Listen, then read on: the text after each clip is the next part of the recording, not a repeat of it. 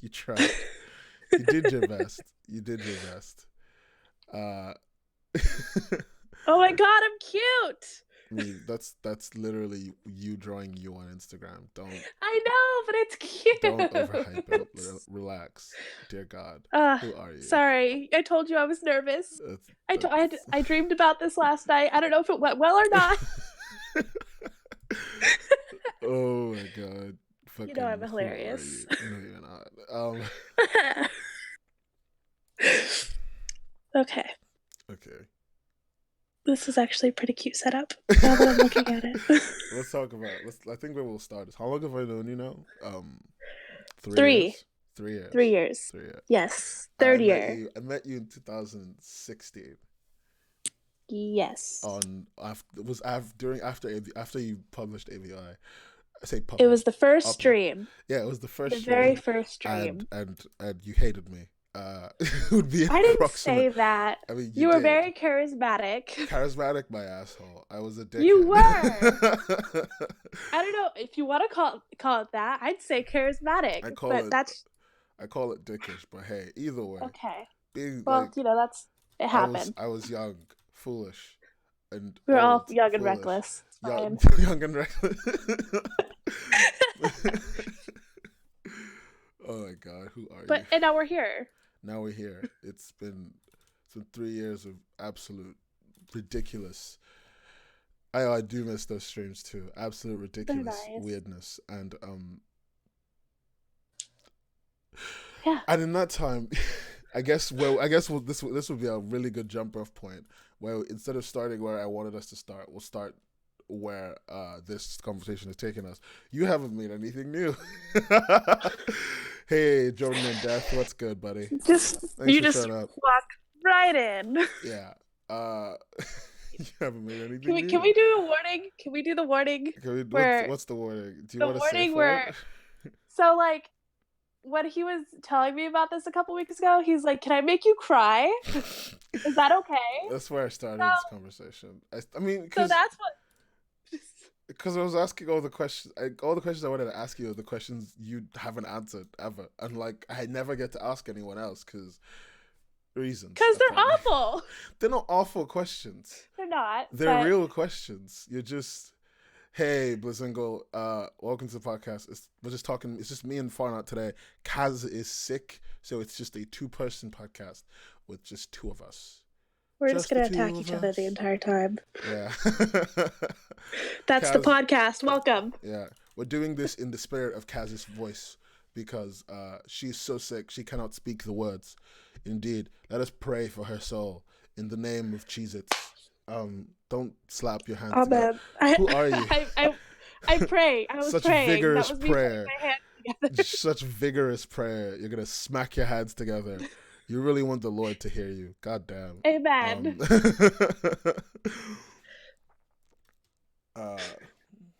What were we talking about? We're talking about how you haven't made anything new in... No, that wasn't what we were talking about. We switched that over to the actual topic. Follow along. We were talking... Hey, so we were talking about... Can we talk about why this podcast is called Honesty? Are we allowed to do that? We can talk about why it's called Honesty. Today's episode and then you can start the questions. Today's episode is called Honesty. Fine, she wants me to do it. Sorry, I'll step back. It's fine. She wants me to I called it Honesty because... Okay, so as I started this out with, I was like, I've known you for 3 years now. And it would be fair to say we know each other really well. Weirdly well for people who dislike the very core of some parts of our personalities. You don't like it. I mean, it's true. You don't like that I'm intensely confrontational. I don't like that you don't answer questions. This is going to be a fun podcast. Yeah. But we agreed. I texted you last week. It was last week, wasn't it? Basically last week, because we booked this ages ago. But when we got to the question phase, I texted and I said, "Can I make you cry?"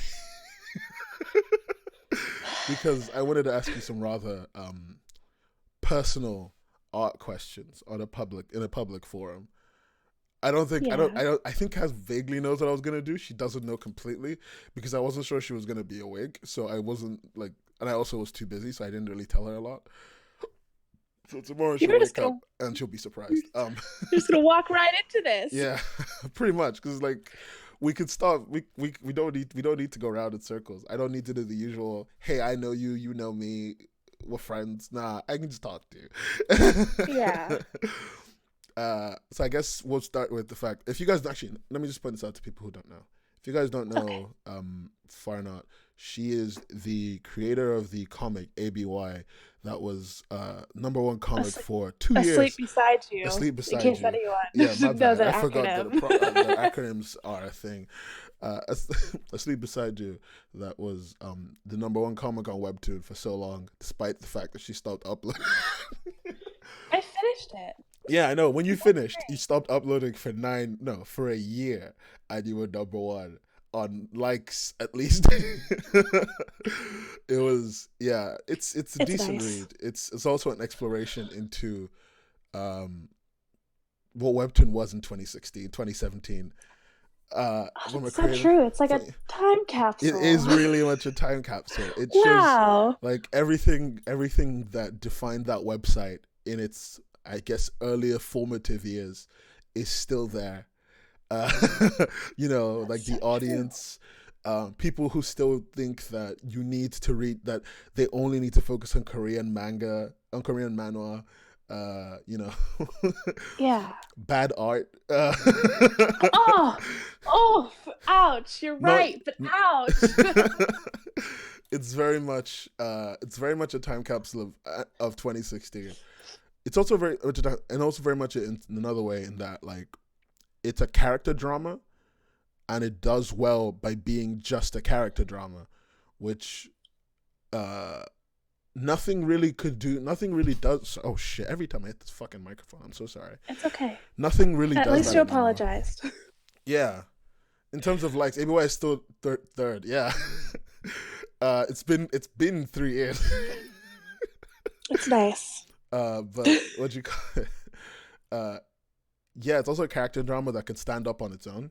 Even now, there's not very many character dramas that stand up on their own of being just character drama. They've always got some stupid over dramatic plot going on, but this is like a character drama through and through all the way. And if you're just joining us on YouTube or on Twitch, thank you and welcome. So welcome to the podcast. Uh, Hello. I like the fact that you say hello. I wish I everyone had your will. charisma. I'm here for it. Oh my god. um. So, and basically throughout the entire time you were drawing the comic, I say throughout the entire time. Basically, from first stream, so from about launch, we've basically been talking, I guess. Besties. Besties, is that the phrase? But since like launch, we've been hey Splizx, what's good? Since like launch, we've been talking pretty much, right? Yeah. It's not that much longer since launch, and we became friends about 6 months after the first time we spoke because I'm saying 6 months because I'm making a conservative estimate for how much time you spent not liking me. Oh my god. I never like I don't remember a time where I like It's a actively joke. didn't Chill out. like you. It's a joke. Don't You're cry. Oh just my being god. mean. I'm already crying about it. um, but yeah, like yeah, since we've been talking for so long, shit. And throughout that, we basically have been discussing your comic, other comics, my comic. Basically, anytime there was something to do with like art, it's basically been two of us talking about it a lot. Yeah. I even went out to see you in California. You did. Yeah, I did, That was and you lovely. gave me a signed copy of your book that I run around and show people. I know, I need to get the other one. Understand And you that? did. Yeah, you know what the funniest thing is? Like, I never ask for signed copies of anything because I hate when people write on stuff that I have. You're the only one. You're the only one that I wanted to write on my book. There are only two I more think people. I gave it to you. I Yeah. gave it to you signed too. I didn't even give you an Yeah. option. Yeah, you didn't. But there's only two more people I'm waiting for to give me signed copies of stuff. And that's it. I don't really like signed copies of things. Like one of the people is Jordan Peele, so feel good about yourself. Thanks. I'm honored. One of the other people is what you call it? Is Fleur, but I need to talk to Fleur. I'm gonna just be like, yo, if you put out a book, can I buy it signed? Thanks. Please. Please. Plucks, thank you. No take backsies. Okay. I guess all of that preamble. What you gonna say? I was gonna say a warning. We're probably gonna go off track a lot because we're really good at that. But keep going, please. It is. Yeah. It really is. But like all this preamble. Hey, can you sign this contract for my brother? He's a huge fan of your work. I like this kid. He has imagination.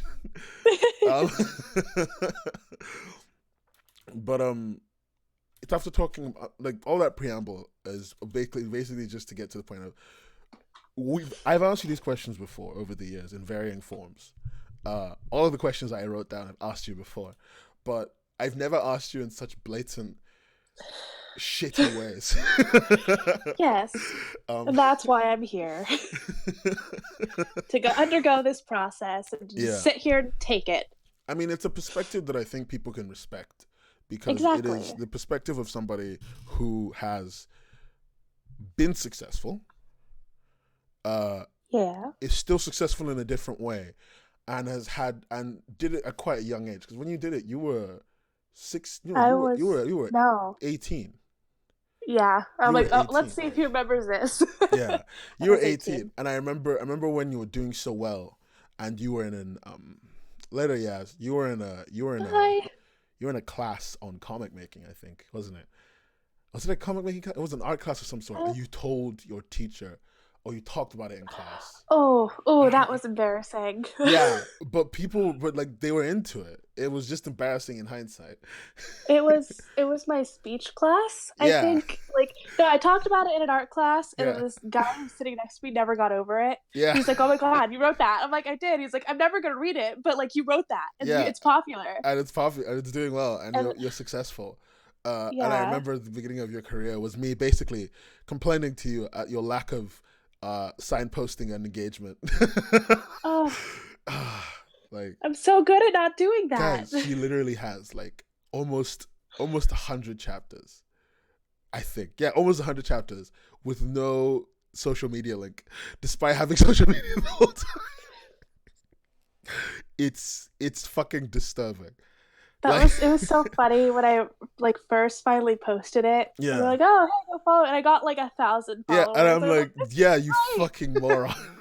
If you had kept this up and then been posting stuff, you would have been, oh, fuck.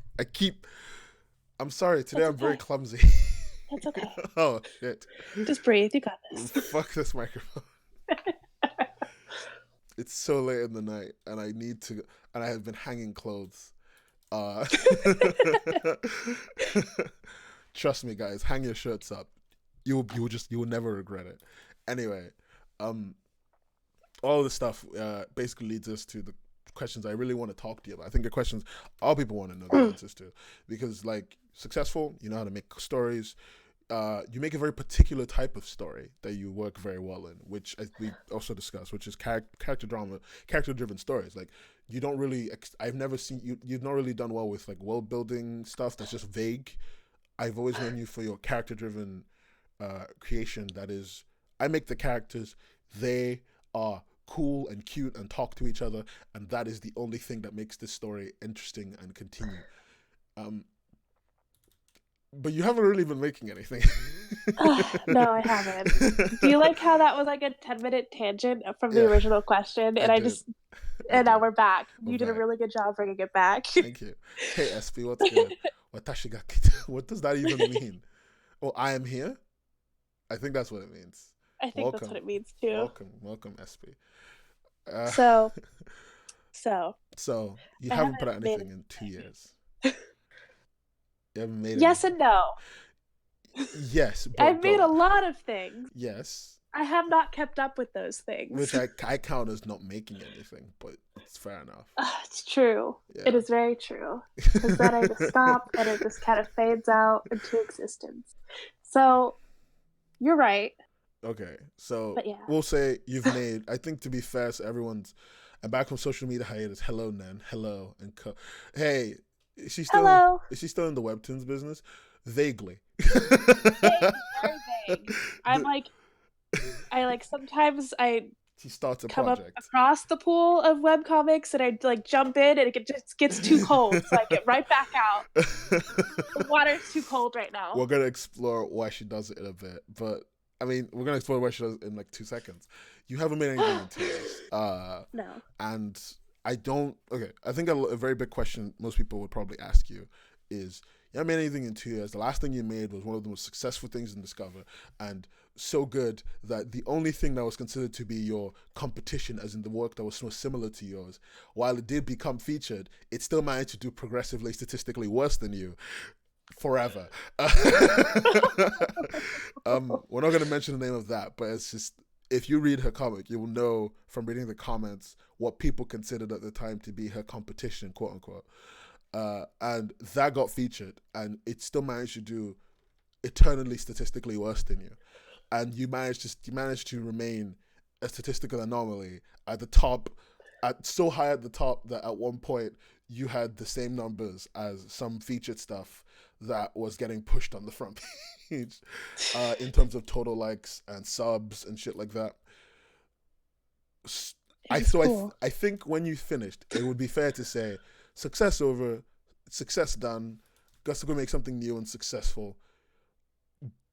But you didn't, and I'm wondering if you spent all that time trying to recreate the same success from before. Yes. And no. See, I love these vague answers that I'm giving. We're already starting on a good point. But no, I could say that I did try to recreate that success. That was a part of it. Because, starting something out, you can see from Asleep Beside You, if you look at the later chapters, you can see new titles announcements. Because I wanted to get those readers to come into this new comic. Because at the time, I had been so used to having that audience and having that feedback that it became such an important aspect to what I believe was my work. So starting these comics and going into it without the planning, just thinking, oh, if I put something out, somebody's gonna like it, right? And it's not, it doesn't have the same success. It's a little disheartening, and then I lose that momentum and that focus and that drive. Yeah. And chasing the dragon never works out for anyone. No, it doesn't. But obviously I'm a testament to that. Yeah, insert obvious drug reference here. But even with all of that, you spent a lot of time, you made a lot of work that didn't meet up your standards, and of course you dropped a lot of stuff. Although luckily, thanks to me consistently pestering you like the incessant gnat that I was, you put out some one shots, which I think was the most fun you had making anything after AVI. I don't need to do that again. Even with all of that, with all of these things that you had to go through, all of the work that you didn't complete. As I asked you this as a test yesterday to make sure you'd be okay, but are you proud of your work? Yes. Yeah.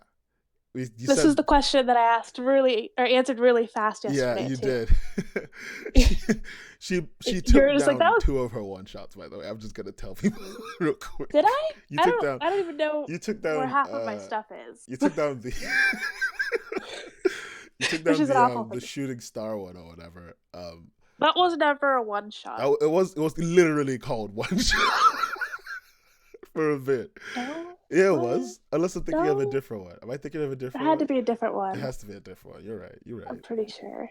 Because Shooting Star was my very, very, very first one. Aside from, that was before Asleep Beside You. Yeah, Shooting Star is 3 chapters, but it's actually all 1 chapter. It's just, she staggered it to get subs. I did not! Literally what you said the day you made it 3 chapters. Don't make me pull up Skype logs.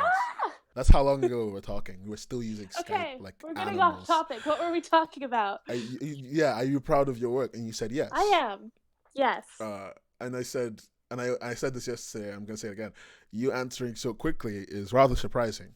I find a lot of people who even though they like their work, being able to quickly and easily say that they are proud of what they've made is hard. So to be proud of your work to that degree where you're just like, you know, no matter where it's gone, no matter where it's been, you've been like, you know, on board with it anyway. Well, I put a lot of work into this. Of course. This is like, I started drawing when? Middle school? Yeah. And I wasn't even serious then, but if I take a look back of how far I've gone. Such an unserious middle schooler. Like, it wasn't serious at all. I think I drew like she looked like Wonder Woman, but she wasn't. I don't know.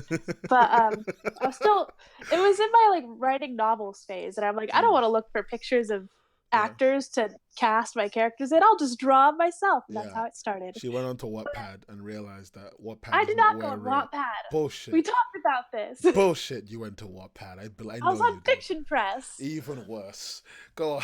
But like, I've put a lot of work into this, so I can't say that I'm not proud of where I've gone, because that'd be denying everything that I've put into myself up to this point. Yeah. All right. I get you. So that's one aspect of it, and it's just I like where I am right now. Yeah. And I like what I've done, and I can't like even though I've started projects and finished them, I think I'm proud of every single one because I was able to start them even if I couldn't finish them. Like just the fact that I had those ideas is actually pretty cool. Yeah. I mean, I will say this to your benefit so that no one thinks that I just think terrible things about you all the time. She's never actually come to me with that's a lie, you've done it once, but she's never consistently come to me with the bullshit reason of I've got too many ideas and I can't make up my mind, you know. Oh fuck Windows notifications, my dude. Windows notifications are the worst thing in the world. Let's just mute that forever. Die in pepperoni. That was annoying. Windows notifications are the worst thing in the world. I refuse. Linux is shit. Where was I? have just alienated part of my audience. Good job. Nice. Goal 1 for today has been met. Goal 1 today, and we're continuing. Upset people for no reason that aren't you. What was I even fucking saying? You was talking about how I like to say, I just have so many ideas. Yeah, you never really came to me with that, which is a testament to the fact that you did want to make stuff, and you didn't want to let half-baked reasons get in the way. No, I've never wanted, like, if I can't complete something, I have to take responsibility for it. Indeed. Like, in all aspects of life. If I can't do something, I take responsibility for me not doing it, and I'd rather, even if I have the excuses and I'm able to use them, I don't use them, I just tell them I can't. Like, I'm not looking for pity, I'm just letting you know, because it's more important to let you know than anything, except, like, sometimes I just leave, and I don't come back. Also, so I should just shut up. I should just stop talking. I'm gonna like continue. I'm gonna just with your interrogation, please break a little bit more ice before we get to the next couple of questions with pointing out to people. The reason I asked for cows is basically her fault. Like, if you've been watching or if you know me to any degree and you're an artist, I've probably come up to you and said, "Can you draw me a cow?" So many people, so many cows. I literally DM'd a lot of them to me yesterday. I realized how many cows I have. I have 3 and from I hope Carolus. They hated you for it. Nah, I have 3 from Carolus, which is, I found that every podcast I've managed to talk about Carolus at least once. No, she was the original cow thing. I was the original cow thing. It was really and stupid. He just continued it. It wasn't and my it wasn't fault, even like. It was. No. What happened? No, wow. Everyone. Hey, Kuno, no. what's good? What happened? No. I'm gonna. Victim of this. Let me shut say up. it. Let me tell them the truth. God. You're just gonna lie. What happened? I'm not gonna lie. I'm gonna tell you what unbiased perspective was. You see, guys. You go ahead, and then I'll correct you. You see, guys, what had happened was, right? What happened was, during one of her live streams, she asked people if they had requests for drawings. I don't think I've lied yet, have I? And I proceeded to ask. That was just a fact. Yeah, and I proceeded to ask for a cow. Now, I want to say this on the live stream, because I was a mod, I had an inordinate amount of power to just ask for shit. You were a mod. Yeah, you made me a mod. You've forgotten already? No, I made everyone who was from the first stream a mod. Yeah, and I had an inordinate amount of power to just ask for shit. Like, not from her, but from people. And I abused the shit out of it. So, you said this wasn't your fault. Hey, Macon, what's good? I asked for a cow. She said, okay. She was actually going to do it. No, because you were going to do it. I said no. Oh, did you say no? You said you were going to do it later. Okay. And then that's when everyone started harassing me at first. And then I was just like, I started a chant of, give Nan a cow. And then I just want a cow. And all these impressionable young people followed suit. and then I gave in. And I drew the cow. Well, you didn't give in. No, that's a lie. Don't end it there. That's not true. What happened was she still said no. I like saying it that way. It's really funny. You're so mean. What happened was she still said no. She still continued to say no. And slowly, say no. Yeah, but after that stream, I wasn't there.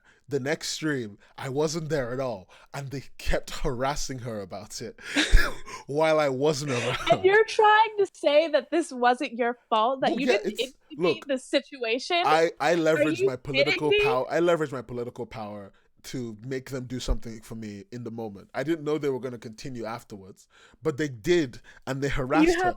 I come back like 2-3 streams later, and then she's just like, I hate you. What? I haven't been here. And no, but the thing is, the only reason why that upset me so much is because you chanted because you knew I was getting angry about it. Yeah, I did. And you were pissing me off. So you just kept you literally going. DM'd me and then afterwards you're like, what? That's not my fault. I had nothing to do with it. I'm like, you have sent me like a year worth of post-traumatic stress disorder over this damn cow. And every time somebody always asks me, and it's just the anger, because they do it because they know I'll get angry. Yeah, it's That's great. That's the only reason why they do it. It's beautiful. I think the funniest thing was this also started the tradition of you drawing me something on my birthday, because you refused to draw this cow for the longest time. I did. And then my birthday came around, which, by the way, my birthday is March 19th, so you all missed it. I didn't. Fuck you. But if you do want to send me something, anything, well wishes, good joys, cow drawings, especially cow drawings, you're welcome to send it to me on Discord. Physical objects will have to be sent to Kaz because she deserves them way more than I do. Preach, I swear. She deals with my shit all the time. Of course she deserves it. But on my birthday, you were drawing a chapter of ABY. You're trying. Jesus, I'm getting blamed for you not. But you were drawing a chapter of Asleep Beside You. It was one that had both. It had Sam in it. I know exactly which chapter it was. It was Thomas. Oh yeah, it was Thomas. It was Thomas. She refused to tell me what chapter this was for the longest time. I'm like, you're just gonna have to find it. You're just gonna have to wait and see. This is I was behind. I was behind a couple of chapters. All of the stress. But it was Thomas, and he was drinking a carton of milk, and I told her when she drew me the cow, which I think I have the cow somewhere. Because I sent it to you yesterday, didn't I? You did. So I have it. You harassed me again. I definitely have this cow.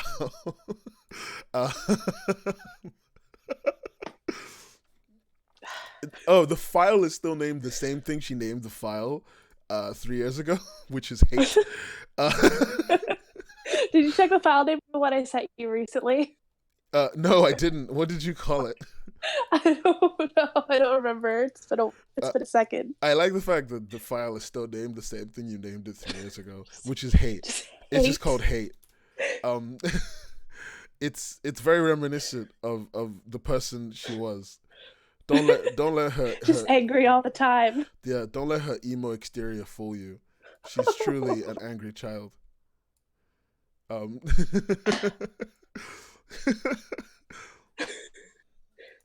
Let me just see if I can show people. Okay, so this is the cow. Oh my god! And she put that on a carton of milk in the comic. So officially, this cow is canon. This cow is. He's canon. like, I need you to draw a cow in the comic, and you know that just like, and this is proof that he didn't just like let it go and say like, oh, it wasn't my fault. He kept harassing me afterwards because he's like, oh, put a cow in the comic. Yeah, put a cow in there. Cow, do it. Do it for me. He was a liar. Jesus Christ! You all heard it. You all. This should be. This is the emotional equivalent of me. So the one that I sent you yesterday. Yeah. Oh, the one you sent me yesterday. I want them to see my improvement. I don't want to. No, because it's not an improvement. I just took it. It is such an improvement. It's not. It's such an. It's gorgeous. Fuck. Why did you swear at me? She named the file "Fuck This Bitch." Who are you? Let me just see. I was angry. That's. I disagree with this ideology. You said the same one. No, because I'm putting it up. No, I'm just like yesterday. I was drawing this, and I'm like, I'm drawing you a masterpiece. Yeah, she's like, I'm drawing you a masterpiece. She sends me this garbage ass cow, and she sends me this with a mustache. The thing is, the only thing that saves this cow is the mustache. I'm gonna be really straight up with you. The mustache really pulls it together. Oh, thank God! I put a lot of thought into it. I'm happy you did, because it is the saving grace of this image. Thank Look God! At that. Just lovely. This cow. Understand that both cows are canon. So it's the best part. The tie will be for next year. Yeah, the cow will be for next year when she draws something and doesn't finish it. All right. Yeah, that's me signifying. It doesn't even have a tie. Back from story Uncivilized. time. Good point. Let's get back from story time. So I'm going to run down a couple of questions so we don't get too distracted and we can actually answer them. I guess I already told you this was going to be chaotic. Yeah, we start with. We already talked to you about. Oh wait, Georgie's here. Holy shit! Hey, Georgie. I never know how to say his name, but I'm just gonna keep saying Georgie because it's such it's the nicest kid in the universe. He's on YouTube and he comments there and he's just so fucking pleasant. Him and Joachim and Jay, just the nicest people you'll ever meet. People think I don't pay attention to everyone's names. I literally check everyone's names during the cast. I read them all. He does. Because I just love everybody that comes here to watch stuff. Someone is missing a monocle is missing a monocle. I feel. Oh, thank you for the follow, Mike the Meeper. And thank you. Hello. I didn't want to thank Macon. I've also known Macon for about the same amount of time. So that's been an interesting relationship. But questions. So I talked to you about being proud of your work. And you say you're proud of your work. And I guess the question that will follow from that is, why haven't you made anything new? Like, you talked about it and vaguely, and you were saying it in the sense of you were having issues with actually being able to follow through with stuff after a little while. But I mean, is that really that big of a problem? It's not the biggest aspect, but it's definitely a part of it, and it's the easiest thing to say when somebody asks. Yeah. So I'd say it's a combination of like multiple events happening at once that I can't control. So let's bring in Sharks Deserve Love 2 as like, I haven't put that on hiatus, but I haven't updated in like a month. So it's definitely on a break. Yeah. And what happened with that is that I was doing very good. I was updating regularly. You were. And then one day I like visit home and go see my family for a couple days, a weekend. Yeah, I remember. And I tell everyone like, hey, okay, I'm going to be gone for the weekend. I'll be back. And then the next week shows up and it's midterms. And the midterms comes and kicks me in the ass. Yeah. And then after that, it was just a whole lot of personal issues and all of this stuff combined together, which was like, okay, I need to push this on like the back burner for a second and figure this out. So it was a good week. I was actually working on the redraws for it during this week because I decided to change up the style again because I'm like, oh, that'd be cute. And every webcomic artist, once in their life, at least, you are not a webcomic artist if you have not redrawn your first chapter. Okay, but like I'm going through this and I'm like, okay, I take a break, I step back, and I'm looking at what I've done as far as planning and what I intend to do and how much work it's going to get to that point. And at one point I realized that it's either not as well planned out as I'd like it to be, or I'm just not liking where it's heading. Okay. For Sharks Deserve Love 2, I was thinking about it, and I don't like Shark that much, which is strange, and it's awful to say, and it's awful to admit it, but like, it's stuff like that where it was just like small things that if I step back for a second and I look at it, I realize like, hey, you were probably way too excited and you jumped into this way too quickly to realize that this was going to be a sustainable product. Yeah. And that's part of it. That's kind of like it's an example of what's happened so far. Yeah, but there's something to be said for being able to start something, and even when you realize that there's aspects to it that you don't enjoy anymore, that you can just finish it. Not right. Like let's say you start something out, and you're like, it's gonna be a 40-page epic. I see several thousand, and then you get to one point and you realize this main character's a dickhead, and I wrote him, but whatever. Shut up. He's a dickhead.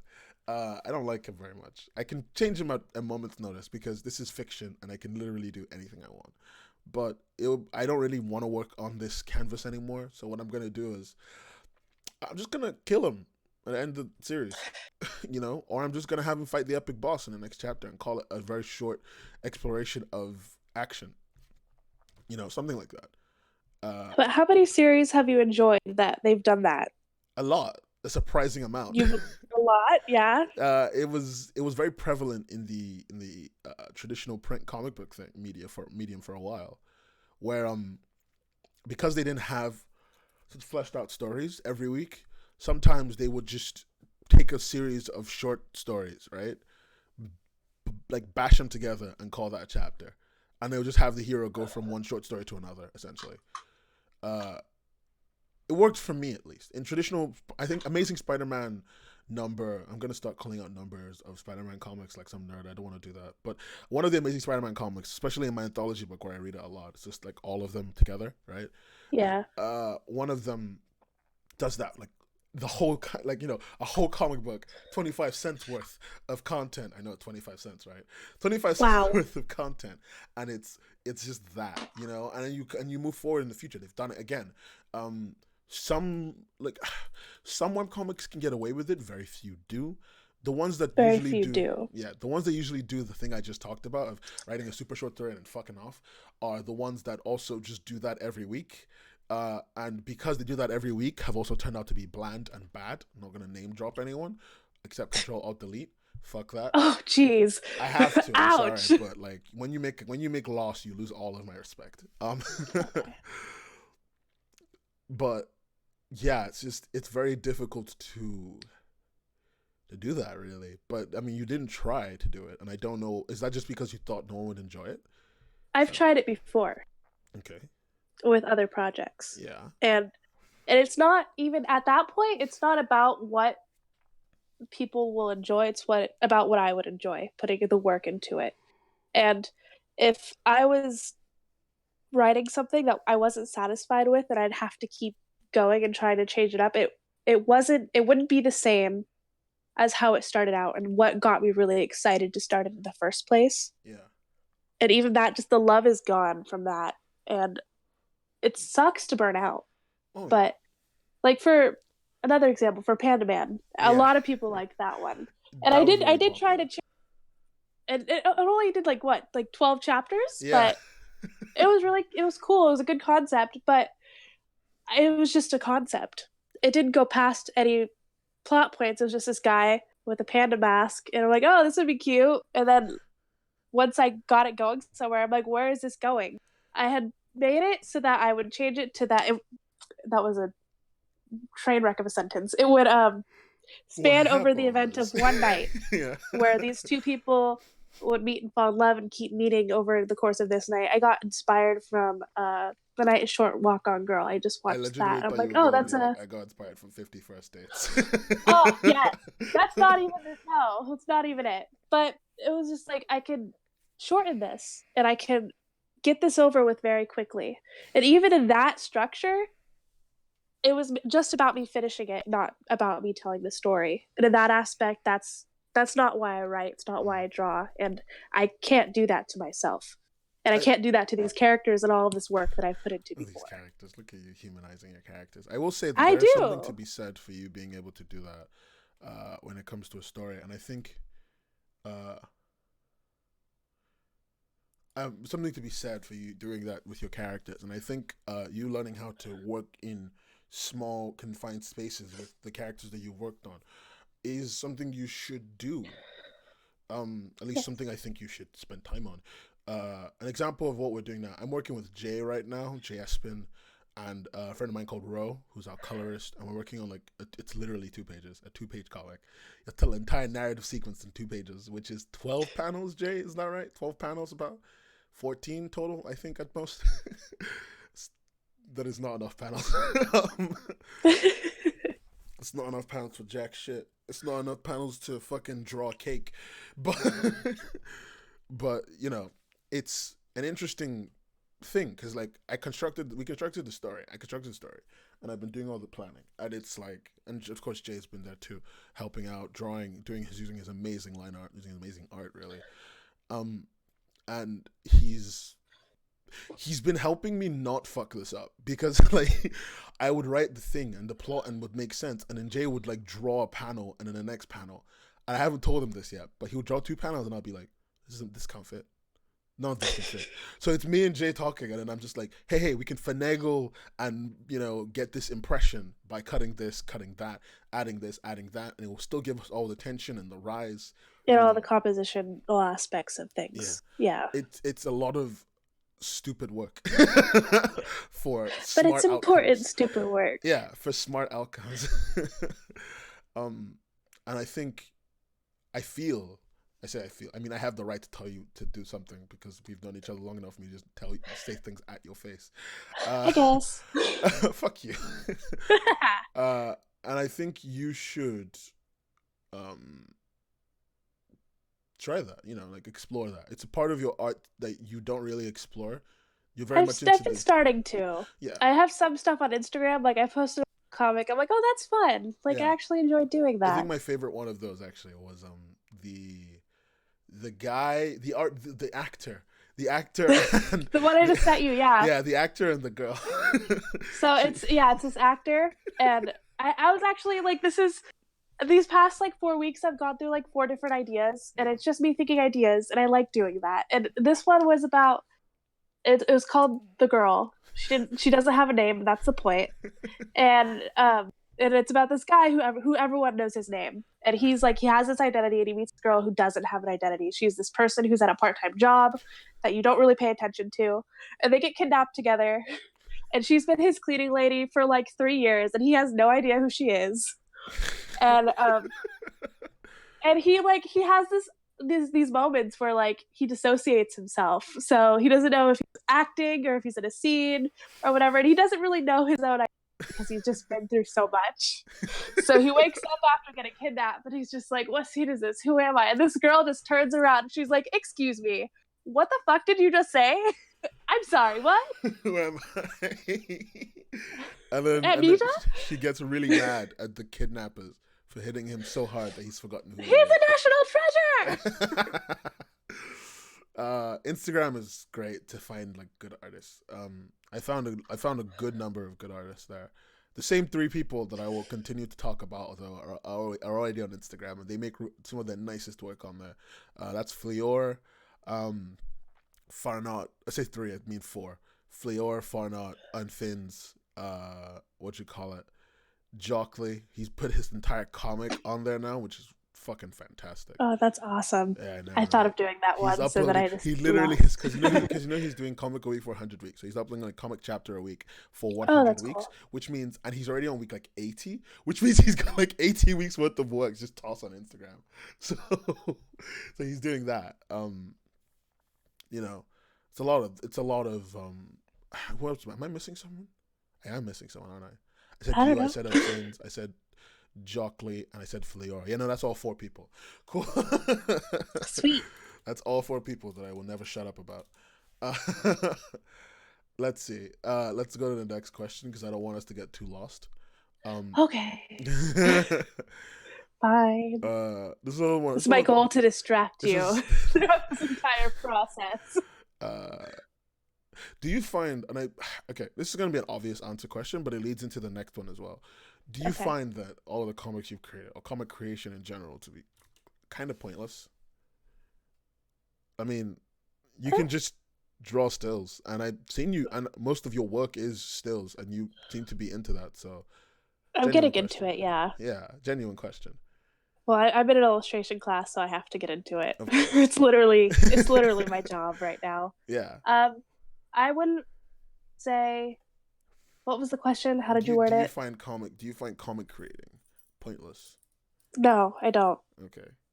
It's actually the core of what I want to do. Okay. Because it's storytelling and it's visual art, and I want to get into visual development or storyboarding, and that's exactly what that is. So having that practice, yes, of course, as well as like the film aspect behind it and the writing aspect and the art aspect, like all those mixed in together. If you want to tell a story visually, that's how you do it. Even if it branches out into any medium that you want to do, comics, illustration, film, animation, all of that jazz. I think that has a little bit of everything. So I don't regret going into that.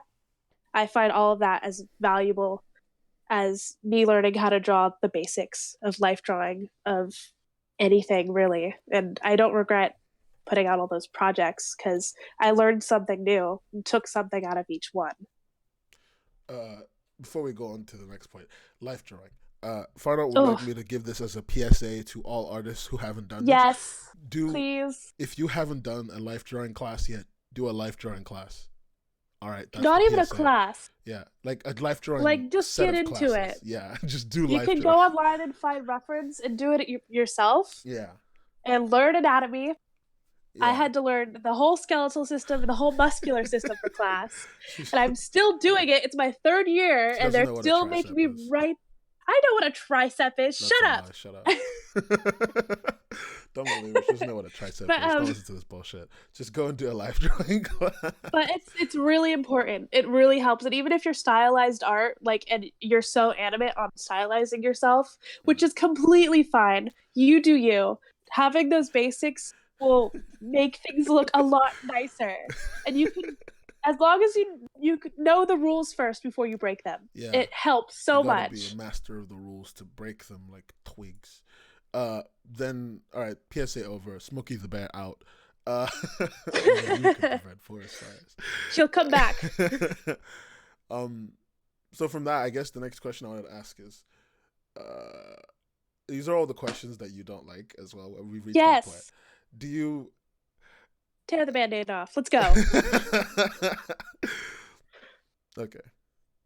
Why do you create at all? So you don't think creating comics is pointless, but you create it nonetheless. A lot of your creation is stills and other things, and it feels like sometimes it's easy for it to feel like your creation is a means to an end, not like about the creation at all, which I know, that's just that's usually pipe dreamy talk to be like, oh, you gotta create because you love creation, but you know what I mean, like. Yes. a lot of people. I'm trying to explain it in a way that doesn't sound like I'm just trying to be a dick to you. Well, just go ahead. We're already this far. All right. I guess. What do you do that makes your work not hollow? I enjoy myself. That was so awful. That was so sickly sweet. But no, I've always loved drawing and art and telling a story. Yeah. And I don't think if I ever had the opportunity to go back in time and say, don't do this, I would never take that opportunity. Because I love doing it so much. And like, I don't even do it for other people. I just do it for me. And because I've always had this connection to stories and storytelling that like it, I think as everyone does, everyone has, even people who don't like movies or read books, they've always enjoyed a good story. Yeah. Right? Those people. They've always enjoyed a good story. I don't think there's anyone who doesn't.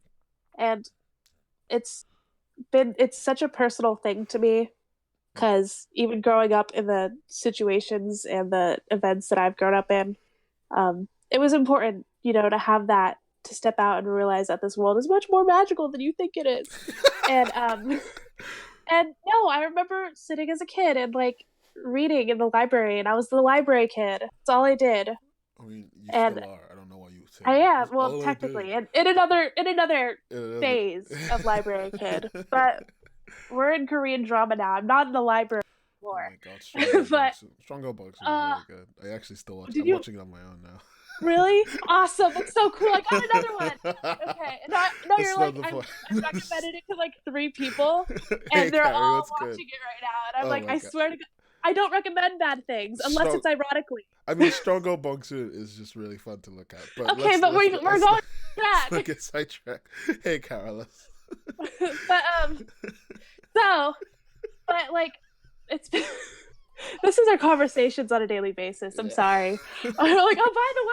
Yeah, but it's such an important like thing to me. Yeah. It's so personal. And I remember going in the library and reading and watching these movies and growing up like this, as people do, and thinking like, just being in awe and amazement that this is something that can exist to a certain extent outside of someone's head. Yeah. And then I remember being in the library and finding that the things that I wanted to read, I was running out of. Like, there weren't any books that I would have liked. So you decided to write the things that you wanted to read. I started to make my own. And then it just kind of snowballed from there. So this is me building my own personal library in my head. I can see that.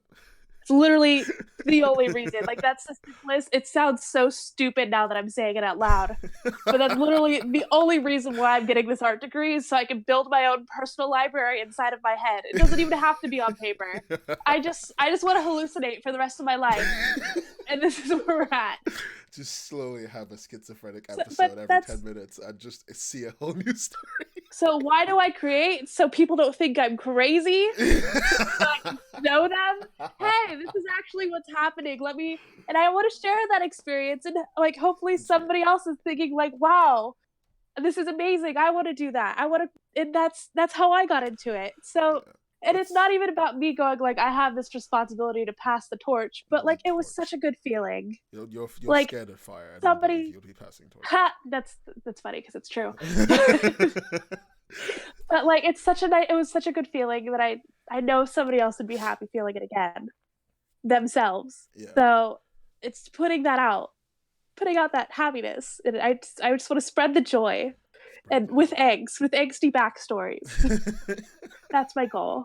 That was so animate and so passionate. Yeah, it was. You went full art student there. Next question, I'm ready. Shut up.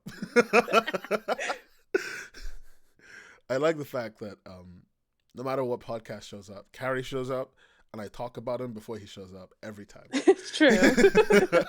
Every podcast, I manage to talk about him, and then about 20 to 30 minutes later, he shows up. It's a time. They set the timer. They're like, oh, heard my name. Yeah, 30 minutes. He just waits. 30 minutes left. It's like saying Moso. and then most of summer. We talk about you all the time, Carlos. Accept it. Accept it. We just it's an important topic. Don't worry, it's always positive, nice things. We've never said anything bad about you. Positive. We love I don't remember what was said. I just know that we said it. Yeah, I remember what was said, and it's good stuff. Okay. It's always good stuff about you. We just, I mean, why would I talk about anyone else?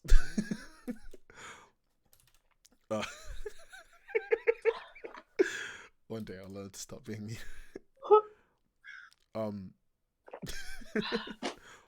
So, you do college, right? Yeah, I do. You've got. I thought you said cottage. And I'm like, do I? You just make cottages in small little coves around California. It's not even. No, they're not even life-size cottages. They're just like little tiny mini ones. They just make little models of cottages. Little Zelda cottages, just everywhere. Exactly. So I go to college. Yeah, you go to college. I go to university. All to university, so I can hold it over people. Are the same thing. Is it? All things. Is it really? For American purposes, yeah, it's good enough. Sure, whatever. But you go to university, sometimes you've got your 13-hour classes, which is it's awful. Class. You have an actual it's awful. 13-hour class. I mean, it's not a 13-hour class. It's 2 classes that go on for 13 hours. It's 2 classes that go on for 13 hours. It's because I don't know how to pace myself. You got two classes that go. You got a 13-hour day on average. On average actually. You've got the want to create stuff consistently, because I know you do, because you tell me that you want to create stuff consistently. I do.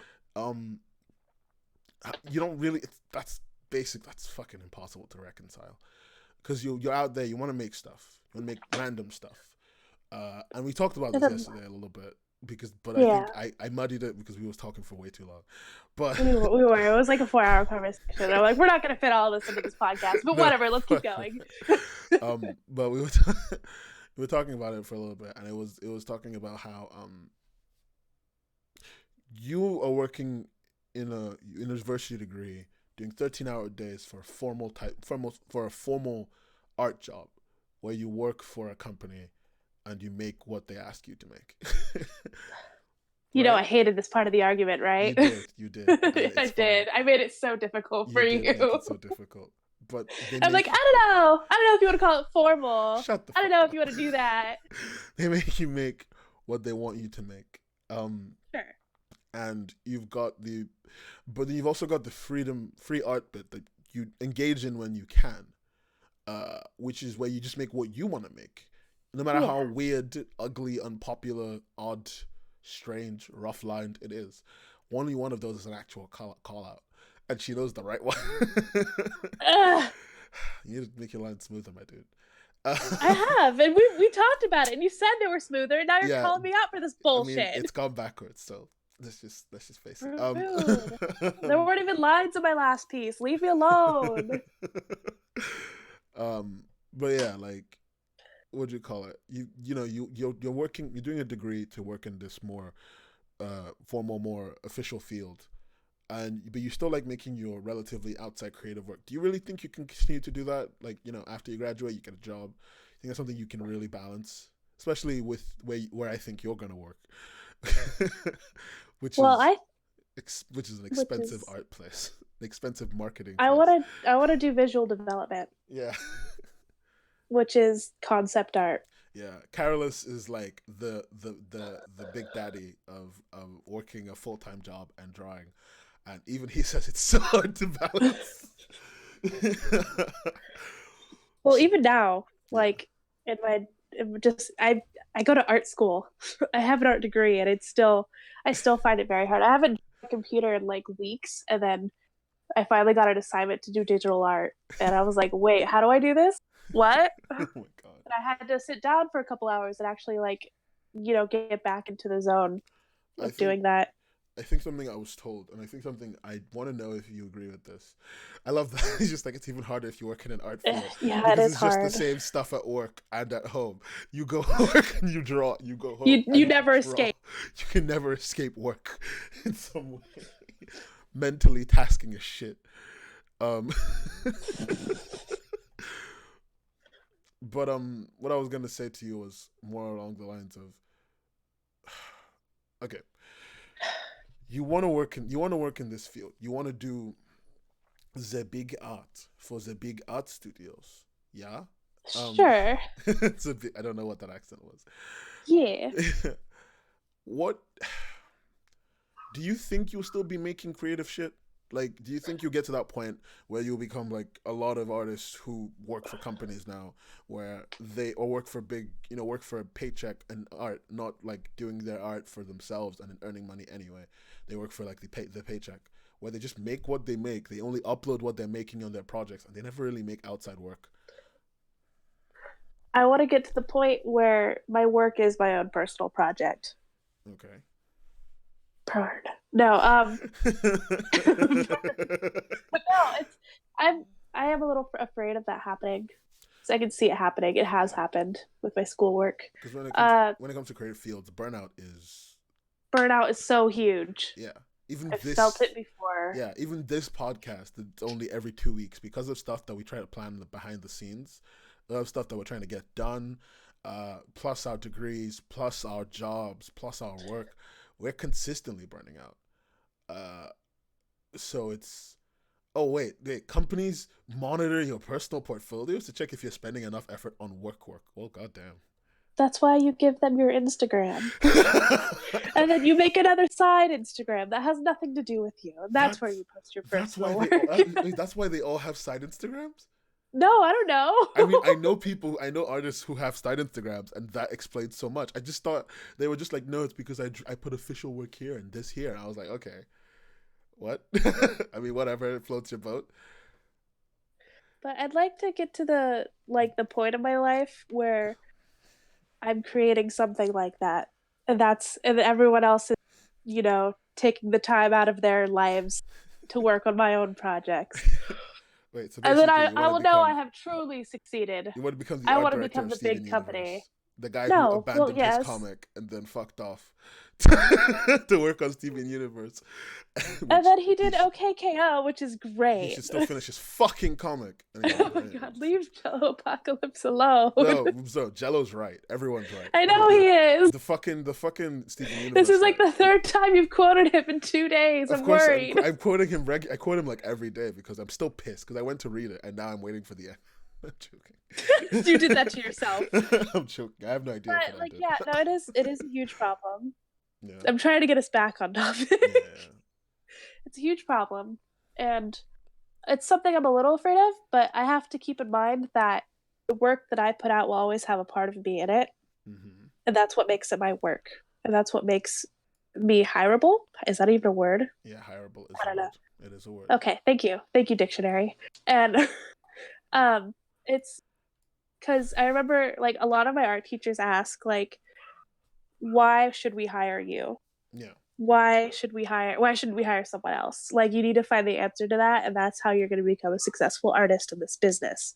And as long as I keep a little bit of myself into the work that I put into, in a way where only I can do that, it can only be called my work, I think I'd be okay. Okay. Because I'd still be doing my creative process, and I'd be putting my own version into something that already existed, and probably change it in a way that only I can affect it.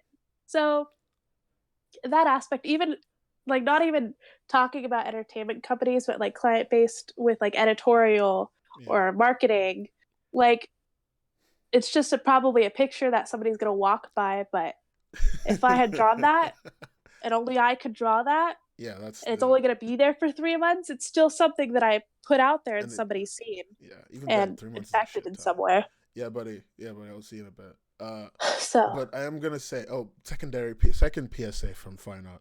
If you are working in an art degree of any art sorts and you have applied to a job and they have agreed to give you a job based on your portfolio, which is pretty much all they look at, take the job and drop out. It's really not. Let me explain that before you drop out of school. Yeah, real quick. Just before you drop out. I overheard this actually. I wasn't even part of the conversation. But I heard this from an art professor that I had. She was my professor for pre-production. And she was telling the class that one of her previous students had come in asking her for help for a test for like Steven Universe or something. And if and she was wondering like, what if I get accepted into the studio? Do I still go to school? How do I balance that out? And my professor had told her that if she got the job based on the portfolio and the work that she put out while she was a student, there was really no reason to go to like keep going to school, because you're going to school to get this degree to get into this job. But if you get this job, you've already like skipped a step. Yeah.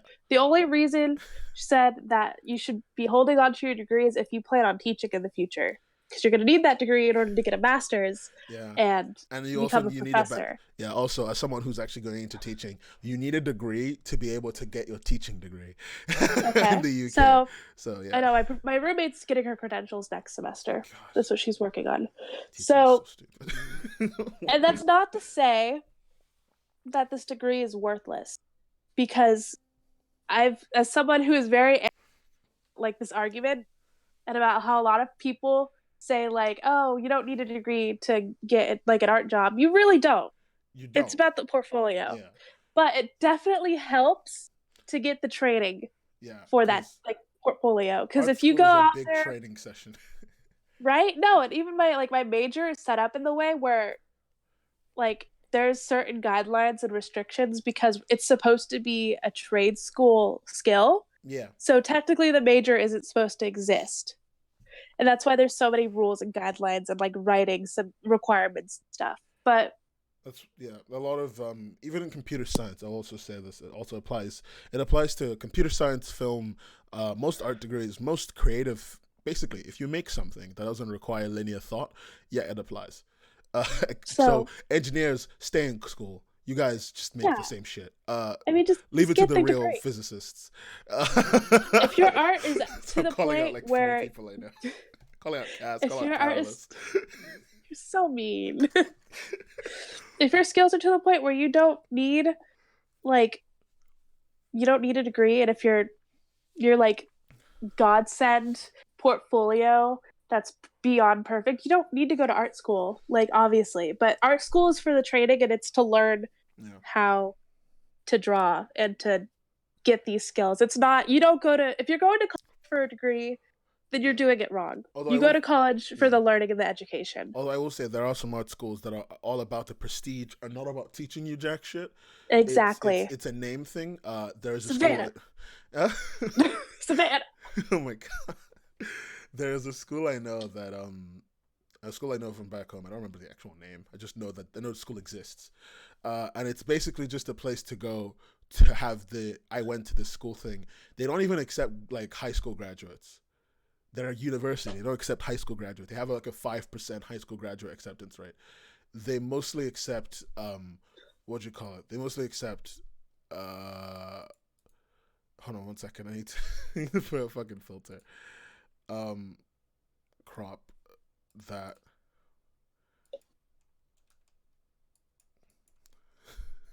Every time I do this, it's such a pain in the ass. You're just there like, oh shit. He's just there. Yeah, he's just there. He's just watching. I mean, it's all right. Yeah, I did it. I fixed it. Whatever. Good job. Continue, please. But the art school, basically, they mostly accept outsider art, which is they mostly accept people who've been drawing on their own outside the art field for like 10 years. That was so frustrating. I applied to schools like that and I got rejected because like my art skills weren't good when I was entering college. Yeah. But I had some, and obviously I had the chance to improve because I've improved so much. But schools that only accept good artists is mind-boggling, because what are you gonna do to get, like, they're already good, like, you're just gonna get them better, or like what? I don't know, it's strange. My school decided not to accept portfolios that way, which like I can see is a good or bad thing, because the school trades on, so like the schools that trade on name, they trade on name based on essentially how, because everyone is so talented, you must be talented. Yes. Which is the stupidest logic in the universe. I should say, but it's also valid logic. I mean, it's valid. It's valid in weird ways, but it's valid logic in like what they've gone is what they've done is they've gone and said, hey, I want to be able to show people that I only get the best. Even my high school did that. My high school was like top 2 schools in the second best school in the country. The first was the really expensive one that everyone hates called Eton. Fuck Eton. West Side. Anyway, aside West Side. But this like my school traded on the fact that it only ever let in great students. You had to have like all A's to get in. You had to have all A's in your first year or all B's or something to stay in the school. If you drop below 3 C's, they kicked you out. wow. Which I think is fucking hilarious. Yeah. It's a fun system. I mean, all these systems, all these art schools, the art schools that do this, they do it for the name trait, because it's also for the connection, which is a very big part of school. It's the social mobility. Exactly. Hey, I know the guy who worked on the ad for. Oh, hey, Dark. Hello. Delta Chi. I don't know why I just started imagining the symbol for Delta and Chi, and I don't. I feel like this is a reference something I just don't understand, or it's probably a sorority, a fraternity or a sorority. You know what? Probably. Do you know the names of all the fraternities? No, I don't. I just walked past them. Oh my god! They're all this. It's all the same person, just cloned. I thought it was part of. I don't fit in anyone's mold, so they don't approach me. But you're an art student. You literally wear Uggs everywhere. I don't wear Uggs. I wear Doc Martens. Even worse. I'm gonna be I just said boot yesterday, and you're like, "What is this?" I'm like, "You live in London. What are you talking about?" I don't know. That's what your Doc boot. Martens are. That's the only boot that you should know. They look like shit. They look beautiful. I'm getting those yellow cloud boots, and you have nothing to stop me with. Okay, enjoy yourself, I guess. Thank you. I will. Continue. We're talking about trade schools. No, but like it's all about trading on the name and the prestige that comes with having a bunch of really talented artists in your circle. If you say you knew Banksy, as an artist, that's a big deal. Yeah. Even though like he's no longer that big a deal, but his art still sells for a lot. So if you say that I know Banksy, I know who he is, that's a shit ton. That's a big deal. Huge. And also, if you get into these schools, you're guaranteed a job.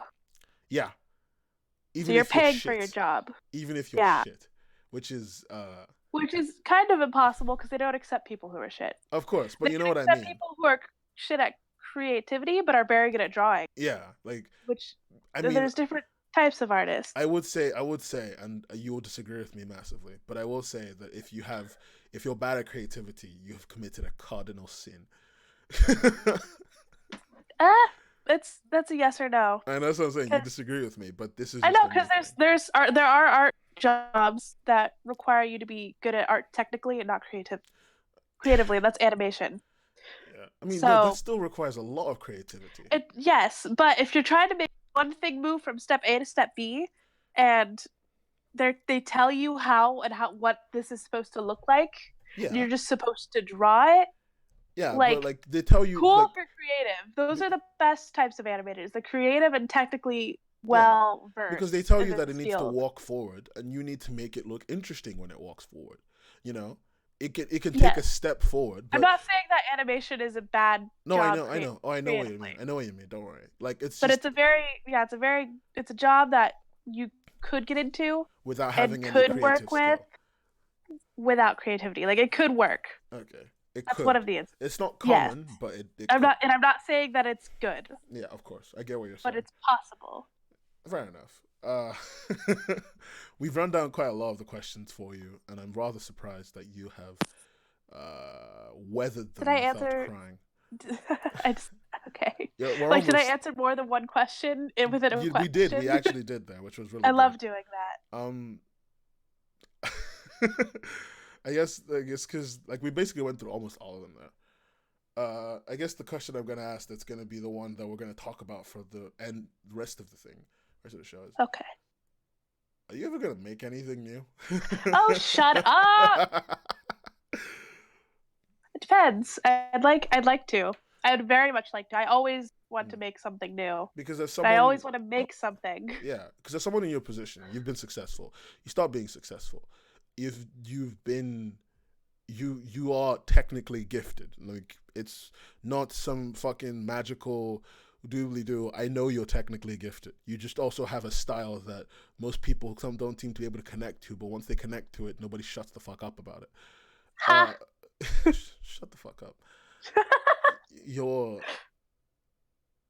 You are good at art. Sorry, did I interrupt you? No. I was getting to it. Okay, you're good. You are good at the art. Something that I don't say very often on this show because people I'm honored. Yeah, people know that I'm not a big compliment dropper. But you are good at the art and you want to keep creating. So I guess with your unique perspective, right? You obviously know a lot about what it's like to make comics on a certain scale. Would you if you could get back into it right now? Of course, it means you'll be starting from zero in a different space. Okay. Would you do it like right now? Right now? There's a lot going on in my life right now. I have finals in 3 weeks. Not like today. I mean this general moment. Let's say summer's coming up. If you could start in summer, because we're graduating together actually, which is really funny. Actually, I might take a semester off. Are you fucking? You cannot do this to me. We have to have our graduation day on the same day. I need to be able to text you wearing Japan. I might go traveling with my beautiful sister. Don't do this bullshit because we'll I need to be able to call you when I've got my cap and gown, and then we can sit down together in caps and gowns and drink wine. You're just gonna fly in from the other side of the world? You're literally gonna fly. Here. I mean, I've done it before. Don't doubt me. I'm coming to the boy. You're coming to my graduation? No. I'm not coming. I'm not even sure that I'm going to my graduation. God. I'm only buying the cap and gown for show. I still have like a year and a half left. That's a lie. It's true. The biggest of lies. Also, I'm still going to my teaching degree, but we already went off track. What were we talking about? I was talking about the fact that you have a unique perspective on art and creation, on the scale in which you have done it, which is still relatively larger than most people. I guess the question I was going to get to at the end of all of that preamble was, actually, no, before I get, George said, well, but if you do only in between frames animation, there is no creativity in that. No, Georgie is right. That's true. Yeah. See, that's what I meant. That's what she was talking about. But anyway, what I was getting to with all the preamble essentially was, what do you have to tell all the people that haven't hit it big yet? And what you have told people that have hit it big, but they've hit it big with something shit, like your competitor from AZ. We're not talking about that. This isn't the conversation topic. God, I love the fact that comic was considered to be your competitor.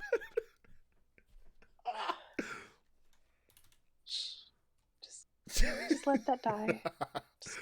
Just let it go. Let it go. But, okay, so what am I saying? Am I making an announcement to these people who are doing their best? Yeah.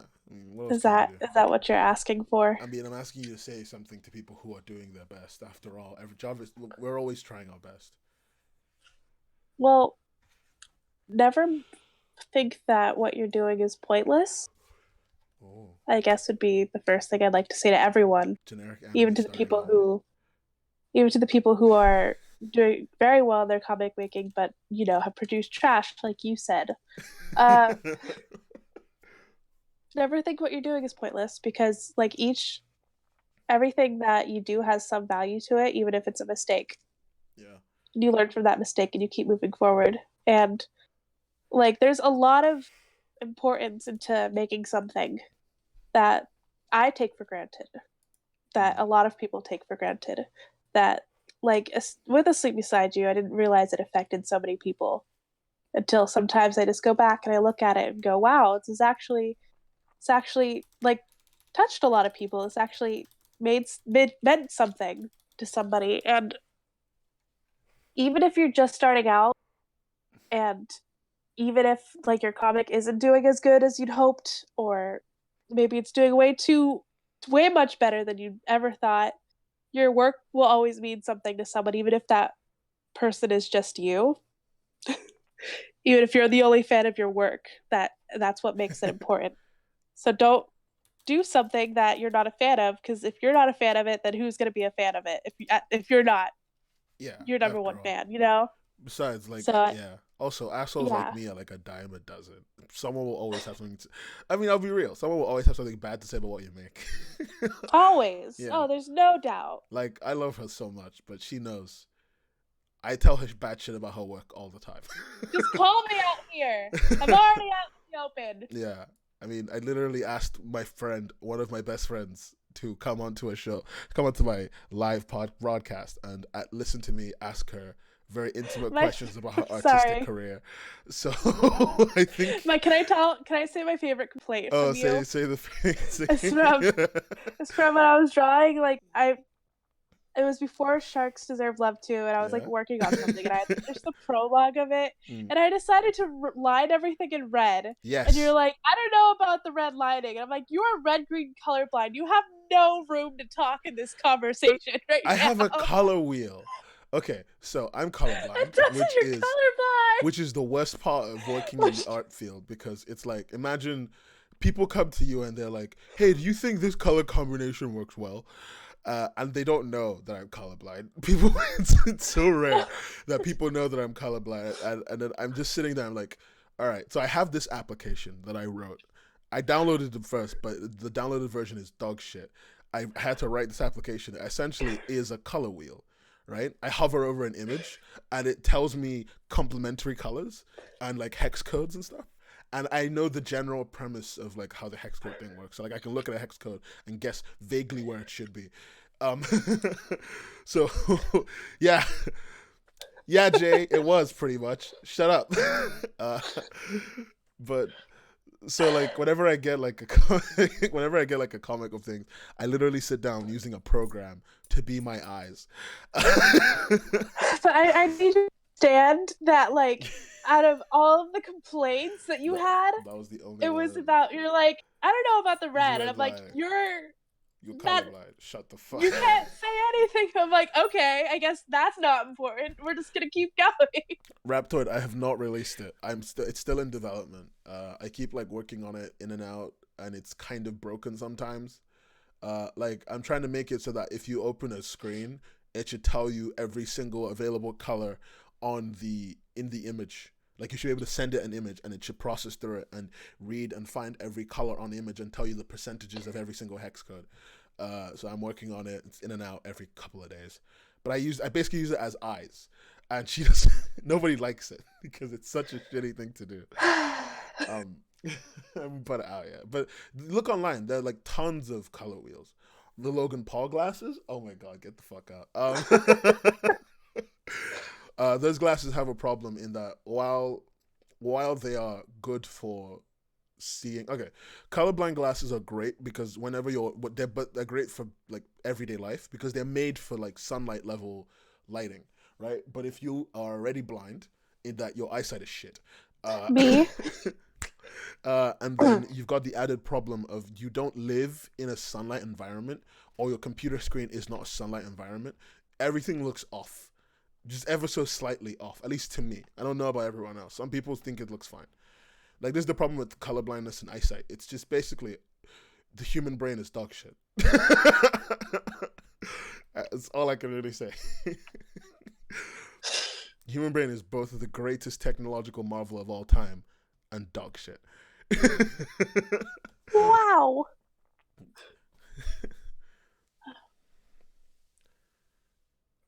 It's so hot here. Exactly. Programs. I forgot to. Oh my god! Keep going. Go ahead. Don't even. Nick is program shaming me. He says programs are like what you say about webtoons. It'll never be exactly how you like it, so just post it. Fuck you.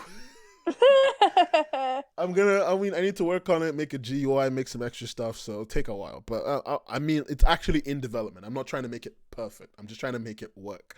It works on a command line, and it's really hard to use, and it looks like shit. Uh, I'll get it to a workable level in a couple of months, and I'll post it up, and I'll just put it up in an art forum somewhere, so that every colorblind artist never has to suffer again. You can know the colors of everything. He's a hero. I'm not. I'm a terrible person. It requires so much fucking input. I had to Google the color wheel and learn color theory, so that's been interesting. I don't like color theory. That's where I ended up. I don't like learning art. But Farnott made me learn how to draw. I'm still learning how to draw. It's a pain in the ass. Fuck but you. It's beautiful. We've gone it's a new skill. I'm so proud. I think it's fair to say, for people who came to listen to all the serious questions, we've basically gone through all the serious questions. Oh, good. Her work. It's over? And, yeah, it's over. I didn't cry, guys. You made it. 1.5 hours. You didn't cry. I will say, for people who don't know a lot of her work, Farnott draws a lot of cool stuff on Instagram. Don't bother reading her comics unless, you want to read Asleep Beside You.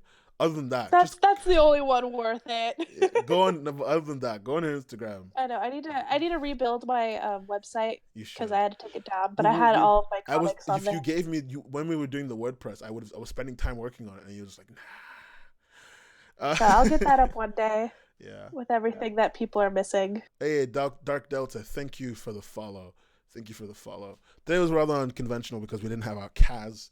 We didn't have our usual stuff, but thank you so much for showing up, Farnott. This is one of our shorter podcasts because it's just me and you. Yeah. The usual sign-off stuff that I have to say. Thank you to our regular sponsor, Big Daddy Uncle Moso from Moso Books. He is a guy who helps artists get their merchandise to Kaz and me.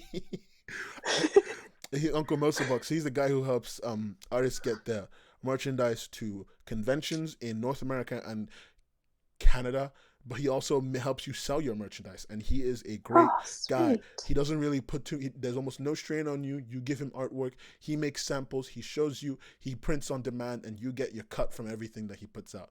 So if you're looking if you're looking to get some merchandise made for your work, please check out Moso. He's on Discord. He's in our Discord servers. If you join our server and you just search for Moso and you DM him, you can get in contact with him and talk to him about it. And don't remember to tell him that we sent you.